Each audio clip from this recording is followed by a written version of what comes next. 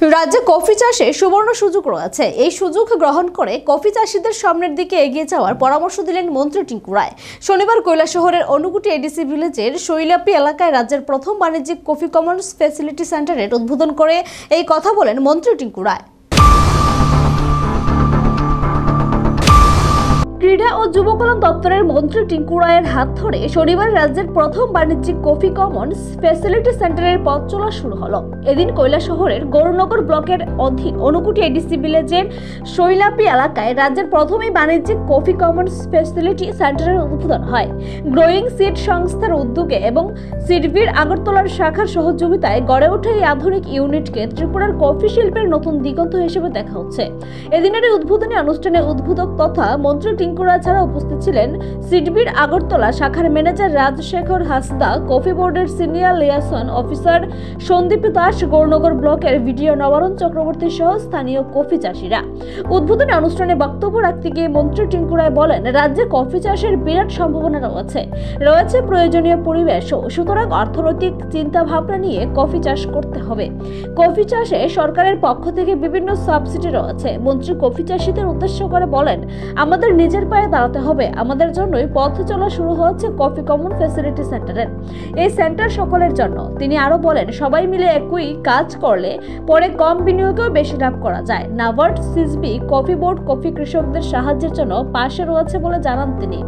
অনেকেই যারা সাধারণ মানুষ আমরা মনে করি কফিটা বোধহয় একটু অ্যারিস্টোক্রেট, একটু বড়দের, মানে যারা বড় লোক যারা শহরে থাকে তারা বোধহয় কফিটা শুধু ব্যবহার করে।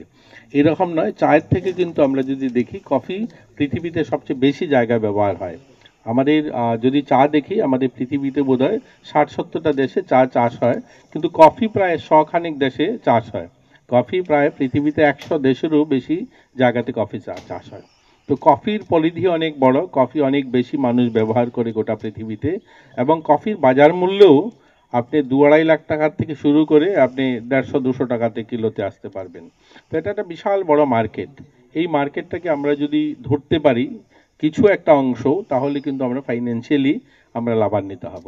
আমি এটা বলবো যে আমাদের রাজ্যে যেহেতু সম্ভাবনা রয়েছে কফি চাষ হওয়ার, কফি চাষ হতে পারে, তাহলে আমরা এটাকে কমার্শিয়াল ভাবনা নিয়ে যেন আমরা করি। আমাদেরকে সরকার সাহায্য করে। আমরা দেখি যে আমাদের খুব একটা সেভাবে রুচি থাকে না যে আমরা কমার্শিয়াল উৎপাদন করব। সব ক্ষেত্রেই, সেটা TRLM এর ক্ষেত্রে, SHG গ্রুপগুলো হোক বা বাকি ক্ষেত্রেও, আমরা একটু যেন আমাদের রাজ্যে যে কমার্শিয়াল উৎপাদন শুধুমাত্র রাবার ছাড়া বাকি কিছুতে আমরা খুব একটা করি না। আমাদের রাজ্যে রাবার প্রায় আজকের দিনে 1 লক্ষ মেট্রিক টন রাবার হয়, যেটা বাজার মূল্য 1300 কোটি টাকা আমরা পাই। তো এটা একটা বিশাল টাকা আসে আমাদের রাজ্যে অন্য জায়গার থেকে, এবং এটার মতো অন্য কোনো উৎপাদন আমরা কিন্তু আর করিনি রাবারের বাইরে। কিন্তু করার যেহেতু এটা সম্ভাবনা আছে, যেহেতু এটা হয় এখানে, তাহলে এটাকে যদি আমরা সবাই মনোযোগ দিয়ে করি। আর সরকারের আমি শুনলাম, আমি যিনি কফি বোর্ড থেকে এসছেন ওনার থেকে কথা বলে, যে অনেকগুলো সাবসিডি রয়েছে।